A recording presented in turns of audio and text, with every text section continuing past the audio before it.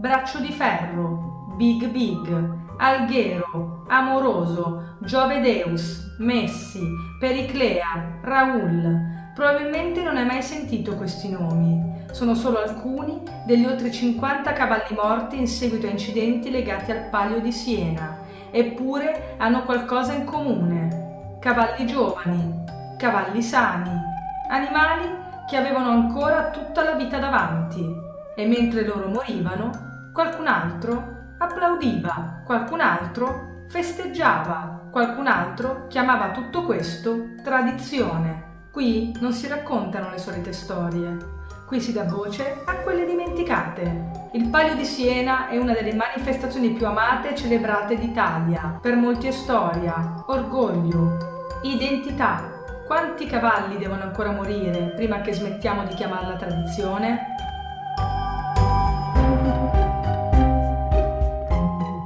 Quando pensi a Siena, pensi subito alla città. Pensi alle sue strade medievali, la pietra dorata illuminata dal sole, ai vicoli stretti, alle opere d'arte, alla bellezza, alla storia. Una città così straordinaria da sembrare sospesa nel tempo. Ma oggi non voglio parlarti della sua bellezza, voglio parlarti di ciò che quella bellezza la macchia di orrore, il Palio di Siena. Per molti è una festa, una tradizione, un simbolo identitario, un patrimonio culturale. Per altri invece è qualcosa di molto diverso, un rituale collettivo costruito sullo sfruttamento degli animali. Una corsa in cui il rischio, la paura e la sofferenza dei cavalli vengono accettati come un prezzo inevitabile da pagare. E allora la domanda è: quanto può spingersi una tradizione prima di smettere di essere giustificabile? Per capire il Palio bisogna prima capire Siena, perché chi non è nato qui spesso non riesce a comprenderlo. Durante i giorni del Palio la città cambia volto, i negozi chiudono, le famiglie si riuniscono, le contrade si preparano, le bandiere riempiono le strade, le persone cantano, mangiano insieme, piangono, pregano. Per molti senesi il Palio non è un semplice evento, è identità, è appartenenza, è il modo stesso di essere senesi e forse è proprio questo il motivo per cui è così difficile metterlo in discussione, perché non stai criticando soltanto una corsa, stai toccando qualcosa che molte persone sentono come parte della propria anima. Ma la domanda resta: l'identità può giustificare tutto?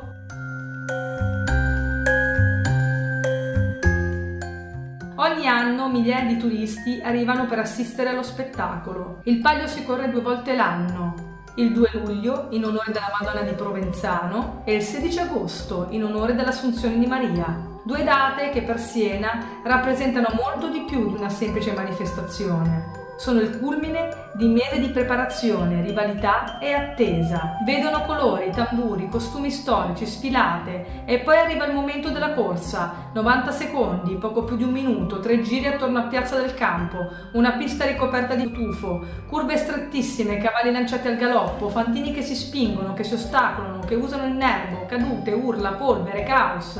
90 secondi ed è qui che la narrazione romantica inizia a incrinarsi, perché dietro la poesia delle bandiere esiste una realtà molto più brutale. I cavalli corrono in condizioni estremamente rischiose, le curve vengono affrontate ad alta velocità, una minima perdita di equilibrio può trasformarsi in tragedia e non è una possibilità teorica, è qualcosa che è successo più volte.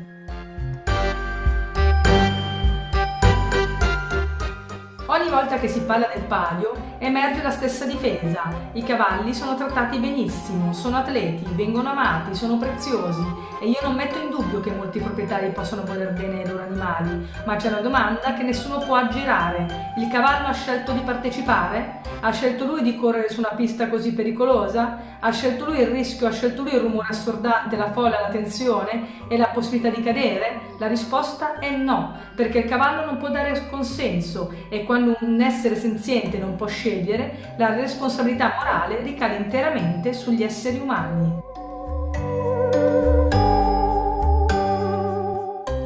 Questo è il punto più difficile, perché non si tratta di opinioni. Esistono immagini, filmati, documenti, cavalli che cadono, cavalli che si rialzano feriti, cavalli che non si rialzano affatto. Nel corso della storia del Palio alcuni animali hanno perso la vita a causa di incidenti legati alla corsa. Ogni volta il dibattito si riaccende, ogni volta si promettono miglioramenti, più controlli, più sicurezza, più attenzione. Eppure la domanda resta identica: se un'attività comporta un rischio così elevato per un animale che non ha scelto di partecipare, vale davvero la pena continuare? Perché se a spezzarsi fosse la gamba di un cane davanti ai nostri occhi, probabilmente grideremmo allo scandalo, perché se fosse il nostro cavallo, forse non parleremmo più di tradizione.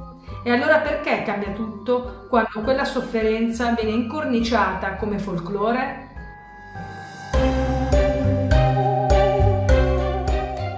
È sempre stato così. Questa è forse la frase più potente e più pericolosa, perché nella storia dell'umanità moltissime pratiche erano tradizione: i combattimenti tra animali, le esecuzioni pubbliche, le discriminazioni, le violenze considerate normali. Il fatto che qualcosa esista da secoli non la rende automaticamente giusta. La tradizione non è sacra, la tradizione può evolversi, può essere trasformata, può anche essere abbandonata, perché anche l'etica evolve e una società si misura proprio dalla sua capacità di interrogarsi, di chiedersi: possiamo fare meglio?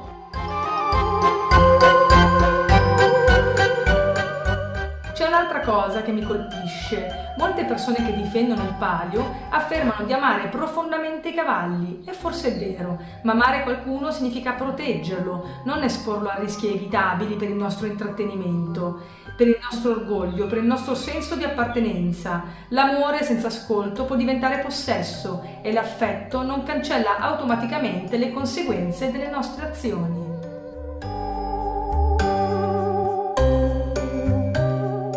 Ogni anno migliaia di persone arrivano a Siena, scattano fotografie, comprano souvenir, assistono allo spettacolo. Molte se ne vanno senza sapere nulla delle polemiche, senza conoscere gli incidenti del passato, senza aver mai visto le immagini che mostrano ciò che può accadere durante la corsa, perché spesso preferiamo consumare la bellezza senza guardare il prezzo che qualcun altro paga.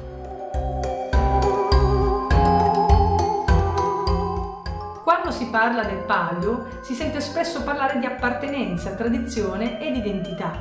Molto meno si parla del denaro. Eppure, negare che attorno al palio esista un importante giro economico significa ignorare una parte della realtà. I fantini vengono pagati, sono professionisti e nella maggior parte dei casi non sono nemmeno senesi. Non appartengono necessariamente alla contrada per cui corrono. Anzi, può accadere qualcosa di molto particolare. Un fantino può vincere il palio di luglio per una contrada e poche settimane dopo, nel palio di agosto, correre contro quella stessa contrada. Questo dimostra che il legame principale non è quello dell'appartenenza che viene raccontata al pubblico, è un rapporto professionale. Una prestazione sportiva retribuita, una competizione nella quale entrano in gioco accordi, strategie e interessi economici. Secondo diverse ricostruzioni giornalistiche, un fantino può ricevere tra i 10.000 e i 30.000 euro semplicemente per correre il palio, e per i nomi più richiesti una vittoria può valere tra i 200.000 e i 500.000 euro, cifre enormi, soprattutto se si considera che la corsa dura poco più di 90 secondi. Ma il punto più controverso riguarda i cosiddetti partiti, accordi, alleanze e strategie che secondo molti osservatori del palio vengono stretti tra fantini e contrade per favorire o ostacolare determinati avversari. Secondo numerose testimonianze e ricostruzioni giornalistiche, alcuni fantini possono ricevere denaro non soltanto per vincere, ma anche per bloccare una contrada rivale, per impedirle una buona partenza, per ostacolarla durante la corsa o semplicemente per fare in modo che non vinca. In alcuni casi si parla di decine di migliaia di euro pagati non per conquistare il palio, ma per farlo perdere a qualcun altro. E la cosa più sorprendente è che molti di questi accordi non vengono messi nero su bianco, si basano sulla parola data, su rapporti costruiti negli anni, su un sistema di alleanze, rivalità e interessi che ruota attorno alla corsa.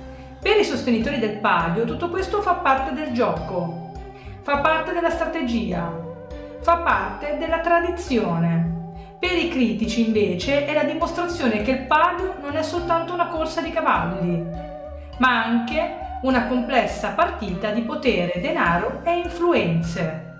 Una partita che si gioca ben prima che il cavallo entri in piazza del campo.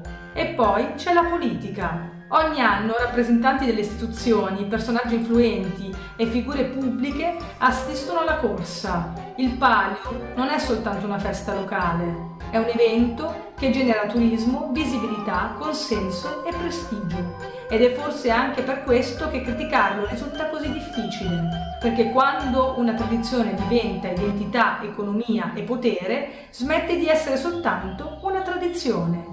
E chi prova a metterla in discussione non si scontra soltanto con una corsa, si scontra con un intero sistema di interessi costruito attorno ad essa.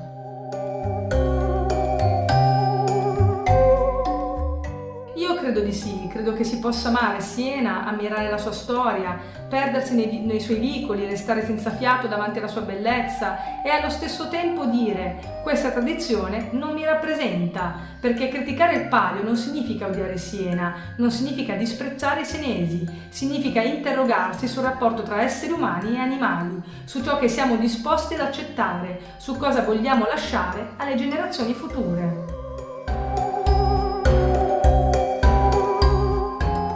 Forse qualcuno dirà che chi non è nato a Siena non può capire. Forse è vero, forse io non potrò mai comprendere fino in fondo cosa significhi crescere in una contrada, ma c'è una cosa che non richiede appartenenza, l'empatia. Guardare negli occhi un animale, riconoscere che prova paura, stress, dolore e chiederci se il nostro bisogno di mantenere viva una tradizione valga più della sua sicurezza, perché le città più grandi non sono quelle incapaci di cambiare, sono quelle che hanno il coraggio di evolversi. Siena resterà comunque una delle città più belle del mondo, con o senza il Palio. La vera domanda è questa: nel 2026 vogliamo ancora chiamare tradizione qualcosa che espone degli animali a rischi così elevati per il nostro intrattenimento? Oppure siamo finalmente pronti a immaginare un modo diverso di celebrare la storia, senza chiedere ai più vulnerabili di pagarne il prezzo? Se ti piacciono le storie che non vengono addolcite, iscriviti al canale e lascia un like. Qui si raccontano le storie che non finiscono nei libri per bambini.